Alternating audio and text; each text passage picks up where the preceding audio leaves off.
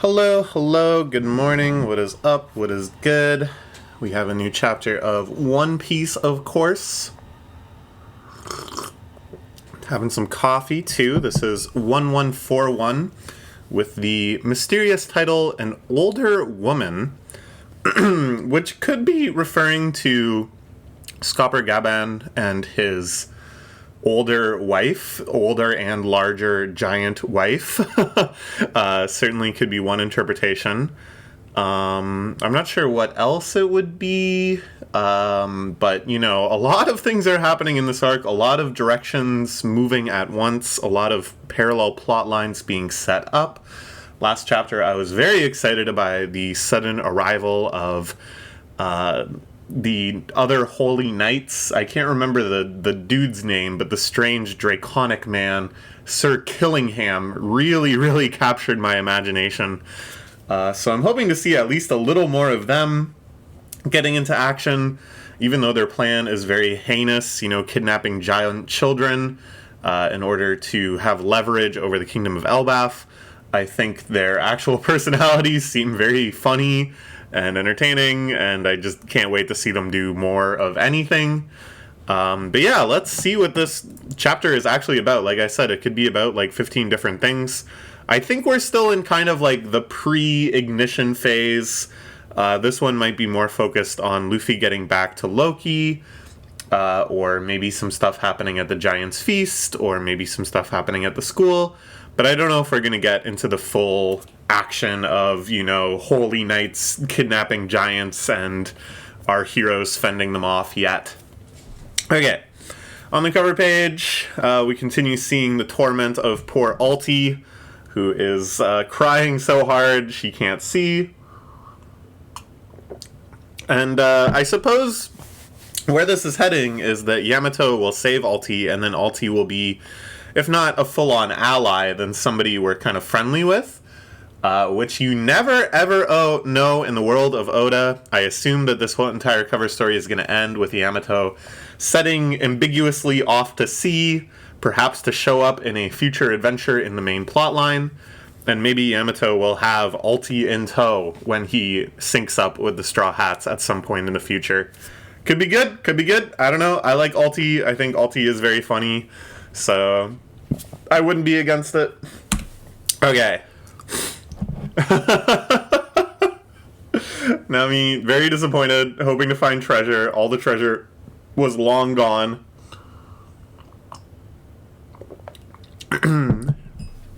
They're transporting the injured guards that got beat up by the Holy Knights back to the giant village, I suppose. Nami, you know, in the end, Nami in many ways is as stupid as Luffy. In terms of like practical intelligence, she's a lot smarter, but in terms of like kind of base instincts, when she gets activated in the same way Luffy gets activated, which doesn't happen as often, but whenever it does happen, she reveals an animalistic side just as base and crude and dumb as Luffy, which I really enjoy. And almost all the Straw Hats are like that with different things, you know. Zoro with a strong enemy or booze, Sanji with a pretty woman. Maybe that's it. The rest of them are actually pretty smart. Brooke with panties. Frankie with, like, large things. Okay. So, meanwhile, yeah, the older woman, the titular older woman of Gaban's relationship, taking Frankie around the giant Atom Tree.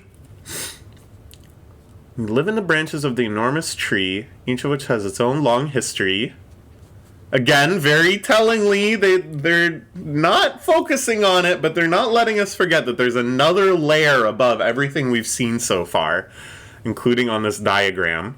I'd love to know, we'll get there eventually, the Giant's Valhalla or whatever. So yeah, he saw that very revealing, very interesting mural that the world government censored me from talking about by making OBS crash. I still want to make a video breaking down the mural and basically, at this point, solving One Piece. I think I'm close. I really do think I'm close to figuring out kind of the big fundamental mysteries. I mean, obviously, I already figured out what the One Piece is. Like, I know what's going on. But yeah, I think there's a lot to discuss. I just don't know when I'm going to have time. But yeah, now they are just exploring around the rest of the tree. When a branch gets old, the fire just never goes out. Okay, this is an interesting little anecdote. It feels very historic. It has the weightiness of history. The vulnerabilities of Elbaf are fire and lightning, in fact. But I wonder, yeah, I think that will come up again. Fire and lightning being the vulnerabilities of Elbaf, especially when a certain group uses bolts of black lightning to teleport around the world. But I wonder if the specific kind of lost village will come back. Again, I think we're kind of seeding the deck with things that King Harold did that aren't good. King Harold, I think, is going to be exposed as an evil figure. One thing I saw being discussed that I didn't even think about is the Big Mom, Mother Caramel selling off giant children, selling off giant orphans. You know, that heinous act that was part of Big Mom's backstory was happening on Elbaf. Did King Harold know? Did he approve of that? Was that part of his arrangement with the world government? That you get our giant children for experimentation or to make into soldiers or whatever it is. Because that was another world government experiment, right? Or there was like a few people that wanted it. Kaido wanted giant children for his army. He was enlisting Caesar Clown on Punk Hazard to do that. But also, I think the world government was also interested in it. It makes sense. Giants are insanely powerful. Okay, meanwhile, they've made it back to the village. Nami hangs out here. She doesn't care about going to free Loki. Fair enough.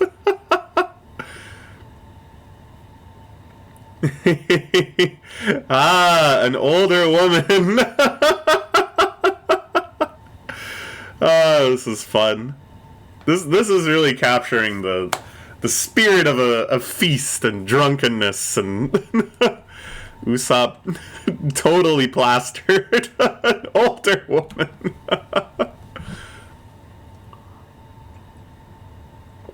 Is there no hero that will draw Excalibur from its sheath? That's really funny. I wonder if that was something different in translation, like if he was making a reference to Masamune or a similar... Because Masamune, Excalibur is the one that you can't draw from the stone. And I guess he's drunk, so he's getting stuff mixed up, whatever. And then I'm pretty sure Masamune is the one that you can't draw from its sheath unless you have significant spiritual willpower or whatever. But whatever. It's been his lifelong dream to come to this place. Having a time of his life. Sanji, down at foot level, probably doing something perverse, instantly notices that Gerd is missing. He has babe sensors at all times. Giant babes especially set his radar off.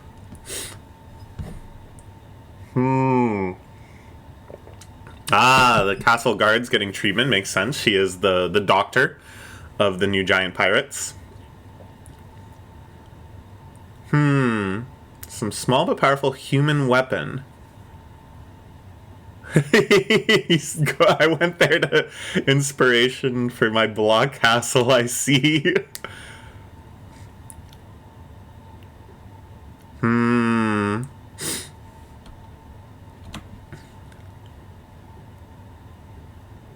Unconfirmed fears the villain's attention. Yeah, so Roto is acting extremely weird. Yeah, she figures out immediately. Treated like an accomplice. So he's on the side of release Loki and just send him off the island. Which makes a good amount of sense. He's probably not the only one that thought that was the best plan. An intruder who looks like red hair. I like this. I like that there's this whole kind of little comedic plot line of Roto trying to hide the truth and failing at it miserably. But again, it's like these things can be introduced and not meant to be consequential. If this was another certain very long-running battle shonen from the 90s, I'm sure this would be like a 20-chapter saga of Gerd trying to extract the truth from Roto and them having like a 800 word per page conversation about the inconsistencies of his story that she noticed. But instead we get it all out in one page. Okay. Even the animals got messed up. Loki beaten to the verge of death by the Holy Knights. Whoa. So yeah, Zoro needs to be there. Calling him Zolo. Under the influence of Viz. I wonder if they would still do that today. I feel like back when they made that choice to call him Zolo and not Zoro, because they were just kind of apprehensive around copyright issues, they probably didn't fully grasp the fact that One Piece is the biggest anime franchise of all time, and that they had their hands on the hottest possible property in all of manga and anime, and that they really probably shouldn't need to worry about stuff like this. It would be like Disney going, maybe there's something else called Mickey. Same with the 4Kids localization. They must be just kicking themselves every single day. Are they stupid? Did they not read it? Did they not read it and go, oh shit, this is actually really good. I can see why this is popular. I'm sure this will eventually get popular in the West too. Okay, never mind. We're gonna purposely scuttle that by like over a decade by bungling this as much as we can. But now it's all good. Now we're getting simulpub. People say the dub is good. The live action was a huge hit. One Piece is becoming the phenomenon in the West that it ought to be. Okay. Not yet.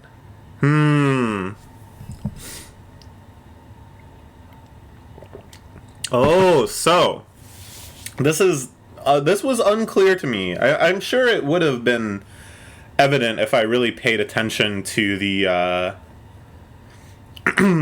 sizing and scaling and stuff in panels, but apparently Loki is like an ore-sized supergiant. He's a tier larger than the other giants, which is nuts.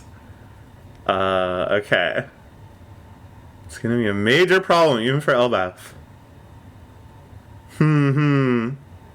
Zoro kicks him awake. Cool. By the way, I just like that Luffy and Zoro are having this little adventure by themselves, you know? It's just nice. And they really do get each other on a level that nobody else gets. Because everybody else has concerns that involve all sorts of different factors and practicality. Whereas Zoro is another, like, battle idiot. And I think it's very telling, and maybe kind of represents some sort of shift in their perspectives, that Luffy is, like, entirely confident, well, hey, if he starts causing a ruckus, I'm gonna smack him down. And Zoro is like, I don't know about that, man. This dude is huge. It's kind of telling that they do differ slightly, but they are both assessing the situation on basically the exact same terms. Injuries and blood are real. He doesn't seem to be acting. If he's dead, then he wasn't meant to survive. He kicked him right in the head. Unlock the cuffs, but keep one of his legs still locked up with Sea Prism Stone. If he wakes up again, we can talk to him.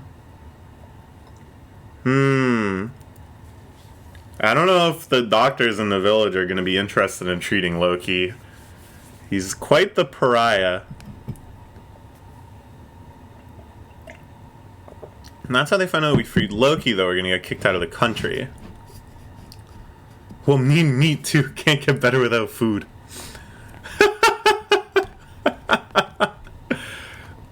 Those are my friends.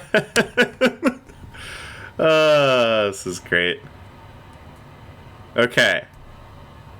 So I was like, I don't think this is gonna play out the way Luffy intends. There's no way he just runs and gets the doctor and goes, you need to help treat Loki, and they're like, the hell are you talking about? So something has happened here. Something is falling from the sky. Ah.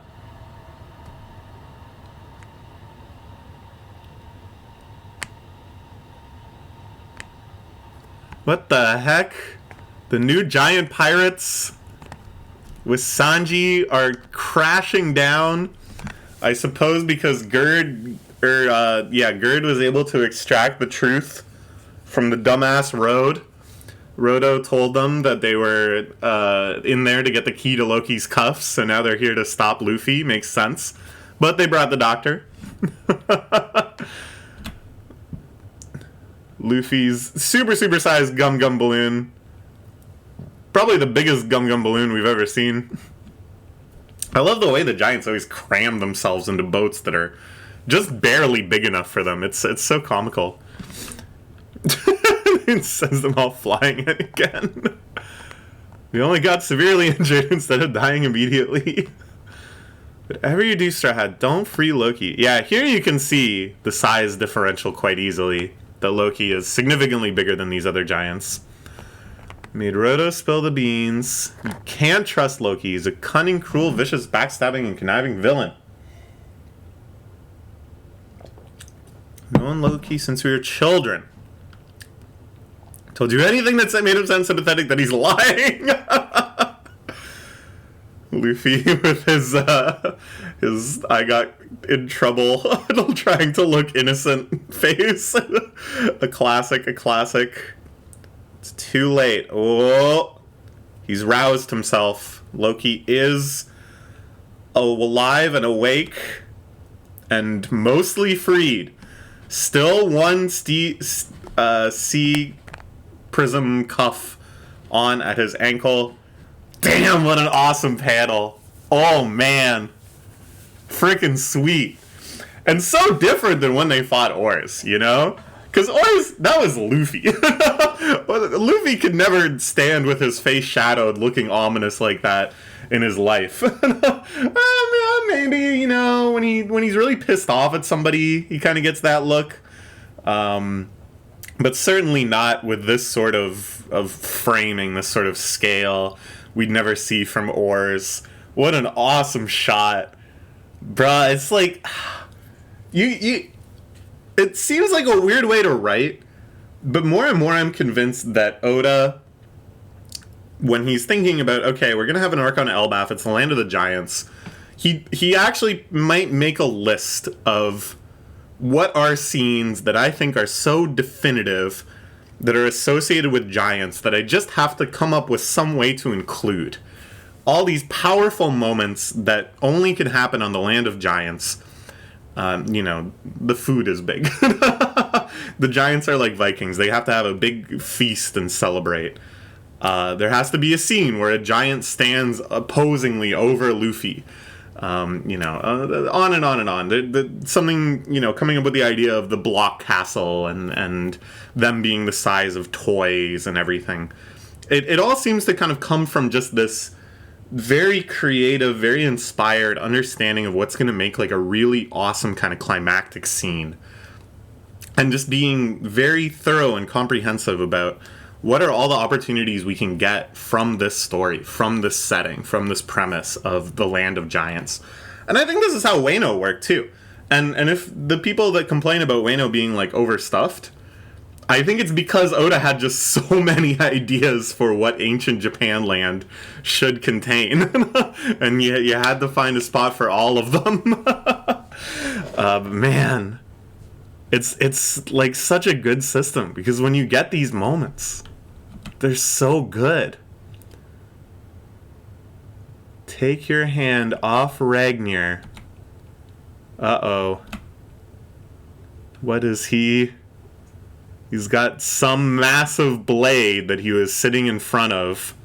Some insane apocalyptic weapon. Ragnar, of course, makes me think of Ragnarok, which is the end of the world in Viking mythology. Yeah. Alright. Let's see what happens. This isn't gonna end with like a big fight. I think Loki, in the first sign that perhaps the rumors of him were unfounded, that King Harold is the true evil. Obviously there's a lot of other signs about that, but Loki is going to subvert our expectations here and not immediately start causing chaos and waging war. He's going to make good with his promise with Luffy and not immediately turn to violence. Again, because I just don't think the timing is right to have the giant fight with Loki right now. It just doesn't make sense to me. Do I think they're going to fight with Loki later? Yeah, maybe. I don't think he's like a good guy. Actually, the more I think about it, the really mysterious aspect of this whole equation is that Shanks locked Loki up. And if the truth about Loki was being totally misreported, that Harold was the evil and Loki was, if not, a perfect human being or a perfect giant being, at least like well-intentioned in his trying to stop King Harold and fighting with him, then why did Shanks come to the assistance of King Harold? Did he just not know the situation? Or, feel me on this one, I've said before that the final showdown might be between Luffy and Shanks, where Luffy wants to reunite the world and drain the oceans. It may not even be that he knows explicitly that's what's going to happen, but he wants to wield the One Piece in a way that Shanks opposes. And we know Shanks opposes it because he probably inherits the ideology of Roger, and when Roger was there, he did not pull out the plug and unite the world and drain the oceans. You can tell I'm very confident about this theory because I'm referring to it as if it's fact. And why wouldn't I be confident about my own theory? I came up with it. Why would I come up with it if I didn't think it was true?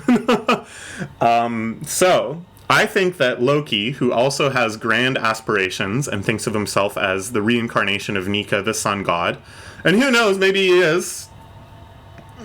Multiple people can be a reincarnation of something, right? I don't know. Is that how it works? At any rate, he may also have stated his desires of getting to the One Piece, getting to Laugh Tale, and Shanks understood this to be a desire to, again, yank out the plug, drain the oceans, and unite the world, which Shanks is opposed to, thinks is a bad idea.